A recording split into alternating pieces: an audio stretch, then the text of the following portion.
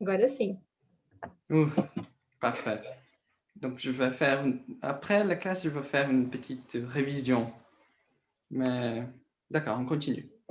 Então, temos sinais e sintomas. Donc, ça sont le symptôme de votre maladie. Quel est le symptôme? Si vous avez des nausées, il faut... quelle est la douleur? Ça sont les symptômes. Les symptômes. Tem também os fatores desencadeantes ou agravantes, le facteur qui vont faire pire cette douleur, qui vont aggraver cette douleur. Il y a aussi les facteurs qui vont faire la chose contraire. Donc, ça veut dire atténuantes. São os fatores atténuantes qui va améliorer la douleur, pas faire pire comme les aggravantes.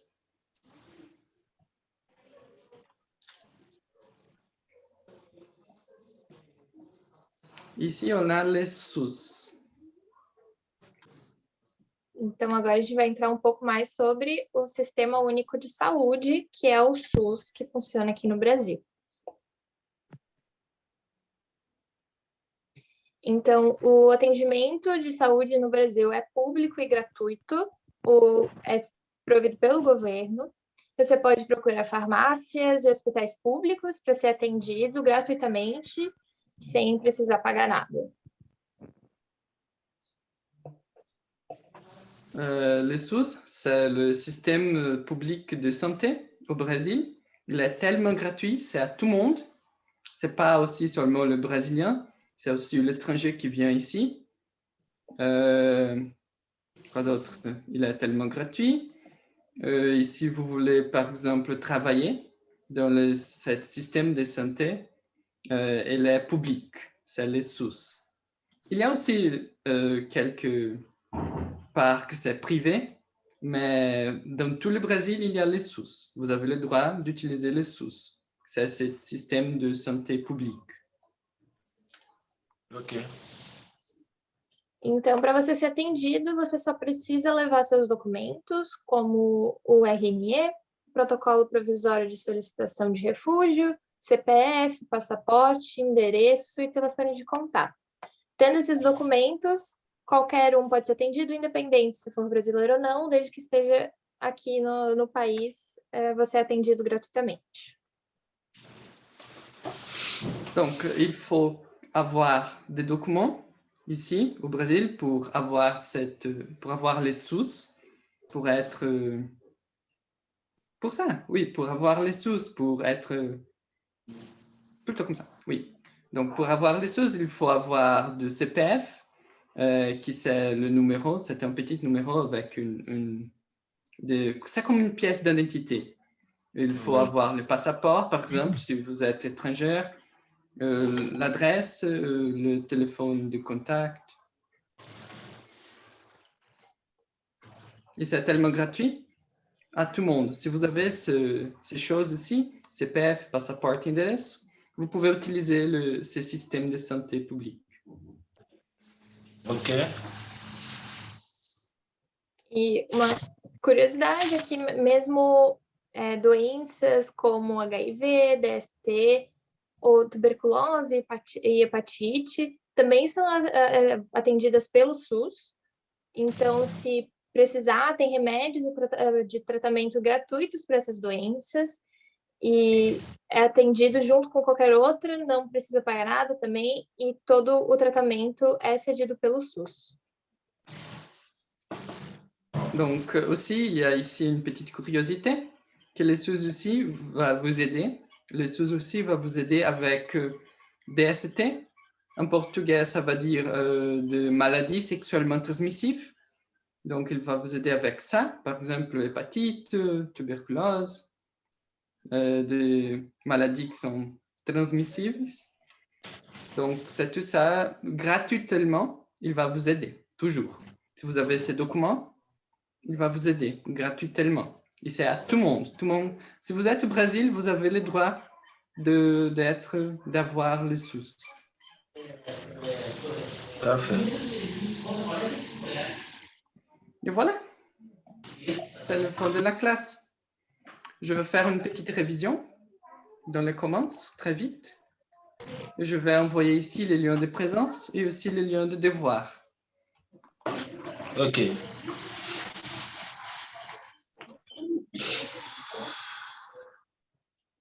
Donc, on a vu l'adverbe de temps.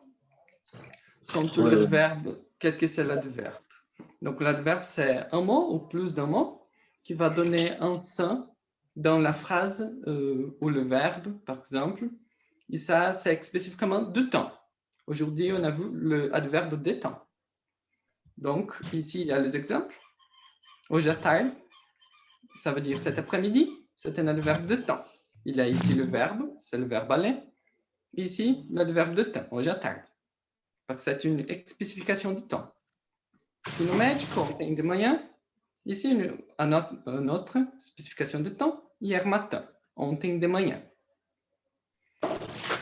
No final do dia, tem uma entrevista, donc à la fin de la journée. Tout ça, c'est un adverbe de temps. Tout ça. Donc ces trois mots sont l'adverbe de temps, no final do dia. Il y a ici tenho, c'est le verbe avoir, donc va modifier le verbe avoir. C'est pas seulement tem uma entrevista. Donc ici, il y a les spécifications de temps no final do dia. C'est l'adverbe. On a vu aussi le verbe au passé, le verbe être, le verbe respirer.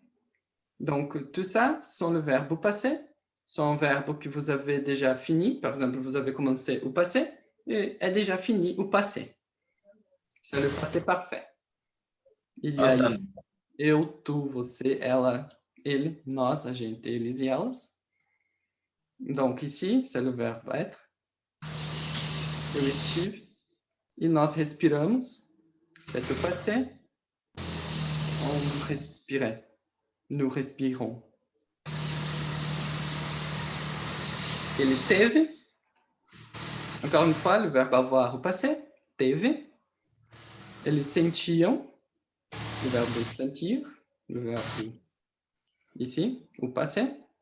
Le verbe réussir au passé. Conseguiu. Il y a le verbe ter et voir. Ter et ver, pardon. Il y a le verbe avoir et le verbe voir, qui sont un petit peu différents les autres verbes pour conjuguer. Il y a ici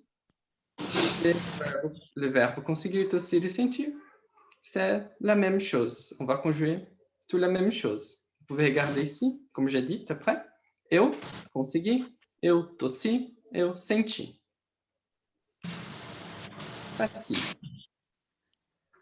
On a vu também. On a vu aussi partie do corps.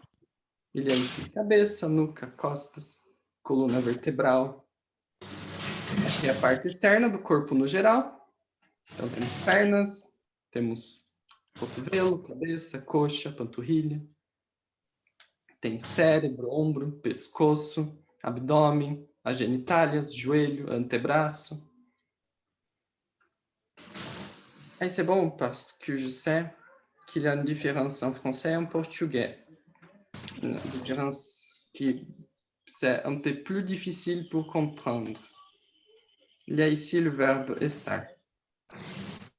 C'est le verbe être.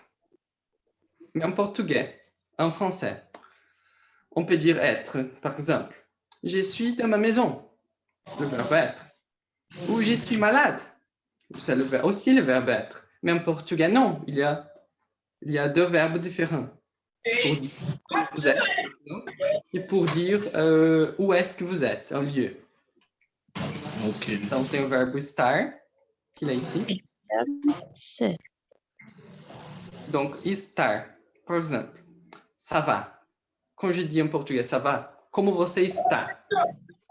C'est dans ce moment. Você está. Donc, c'est une chose momentaire. Dans ce moment. C'est le verbe estar. Et il y a aussi le verbe ser. Ça va dire être aussi. Mais le verbe ser, c'est par exemple une chose, par exemple, je suis brésilien.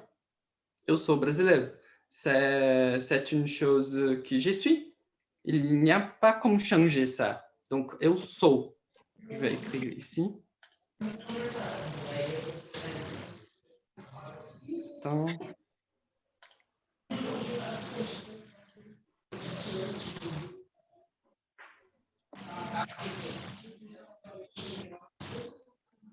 il y a le verbe ser et estar.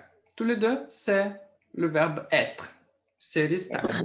Mais en portugais, ser, c'est une chose, c'est par exemple partout la vie. Je suis brésilien. Vous êtes haïtien, par exemple. Donc, ça va dire que vous êtes. Rien, personne ne peut changer ça. Mais le verbe estar, c'est une chose plus dans ces moments. Par exemple, maintenant, je suis au Brésil. Eu estou no Brasil. Mais peut-être demain, pas. Peut-être demain, je suis à l'Argentine. Donc, ça, c'est le verbe estar. C'est une petite différence. J'ai compris. D'accord? Verbe être.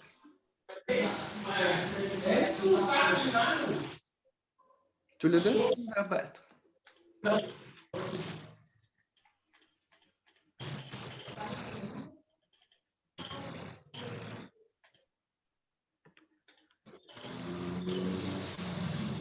Nós também vimos aqui sobrancelha, testa, le visage, olhos, pálpebras, orelhas, nariz, lábio, queixo.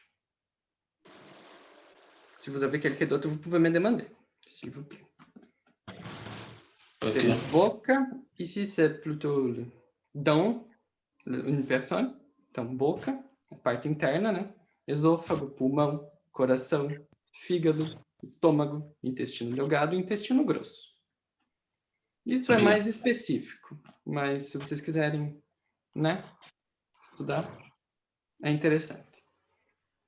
Temos rins e bexiga urinária, pele, c'est la peau, osso, dente, gravidez, c'est quand une personne est enceinte, gravidez, et músculos.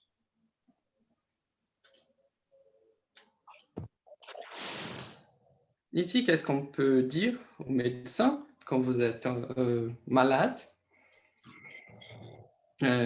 Où est-ce que se trouve la douleur? Donc, c'est au pied, c'est aux dents, c'est dans le bras. Il y a les spécifications du médecin, il y a le dermatologiste, c'est le dermatologiste, il y a le dentiste et l'orthopédiste. Dentiste e ortopedista.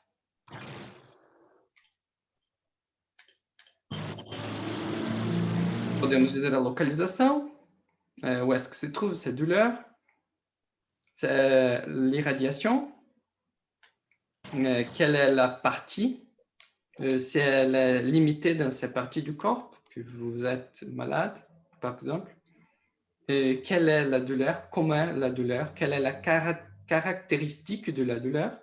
C'est une colique, c'est seulement une douleur. Aussi, vous pouvez sentir qu'il brûle. L'intensité de 0, qui n'a aucune douleur, à 10, qui c'est beaucoup, beaucoup de douleur. Ça me fait très malade. C'est l'intensité. Il y a la duration, le durée, en fait. Quand est-ce que ça a commencé, depuis combien de temps, de quando começou, há quanto tempo você tem a dor.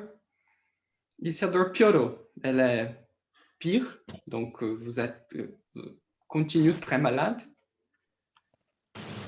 Il y a les symptômes, en português, sintomas, os fatores desencadeantes ou agravantes, c'est les choses qui vont être pires, la douleur, atténuantes, qui vont pas être trop pires, qui vont améliorer la douleur.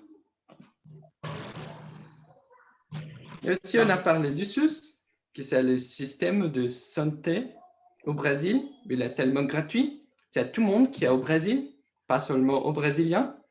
Vous pouvez aussi utiliser le SUS si vous avez tous ces documents, si vous êtes de manière légale au Brésil. Et voilà, c'est ça. Ok. Merci. De rien. Vocês têm alguma dúvida? Est-ce que vous avez quelque d'autre? Si vous avez questions à me poser? Si vous voulez, je ne sais pas, peut-être savoir quelque chose de le SUS ou pas, curiosité, vous avez quelques questions?